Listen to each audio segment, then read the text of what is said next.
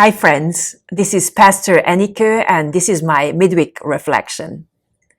Today I'm reflecting on Psalm 139, one of my favorite Psalms. It was the lectionary passage this Sunday, but we are doing our journey through the Gospel of Matthew. So I wanted to take a little time to share some thoughts about it. I love this Psalm because it's a wonderful description of how intimately God knows all God's children and in what concrete ways one experiences that love that comes from God to all human beings. Let me read to you a few verses that especially speak to me. At the beginning of the psalm, it says, "O Lord, you have searched me and known me. You know when I sit down and when I rise up. You discern my thoughts from far away. You search out my path and my lying down and are acquainted with all my ways. Even before a word is on my tongue, O Lord, you know it completely." And then from verse 13, "For it was you who formed my inward parts. You knit me together in my mother's womb. I praise you, for I am fearfully and wonderfully made. Wonderful are your works that I know very well. My frame was not hidden from you when I was being made in secret, intricately woven in the depth of the earth. Your eyes beheld my unformed substance. In your book were written all the days that were formed for me, when none of them as yet existed." I love this psalm because it gives us some words of what true acceptance of a human being looks like, to be known so fully, to be accepted as we are, to be mindful that our thoughts are known to God even if before it comes to our tongue. I've been thinking of that. This is a deep human yearning that we would know such acceptance from each other.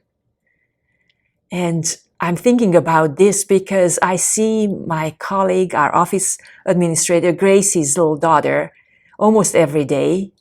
And then I look at little Margaret, who is only 4 months old now, and I wish, and it's my prayer, that she will have that kind of life as she grows up, that she will know that acceptance. And I know that, children also have that tendency, just like we human beings, that they are prone to do good things and not so good things to people around us. But there are studies that show that children learn it from the adults already at the early age of 6 months, of how to relate to another human being. This Monday I was listening to a presentation with Professor Ibram Kendi on how to be an anti-racist. And he made a comment about how children are not born racist. They learn those behaviors of how to put other children down because of the way they look, their skin color, from the adults in their lives. He says that all children should know that they are loved just as they are, as the psalmist says, as we are knit, as we are created fearfully and wonderfully. He says that Black and brown children should know that they are loved and they are wonderful as they are, and that there is nothing wrong with them just because their skin tone may be darker than some of the other children, other adults around them. And white children should know that they are loved and they are wonderful just as they are.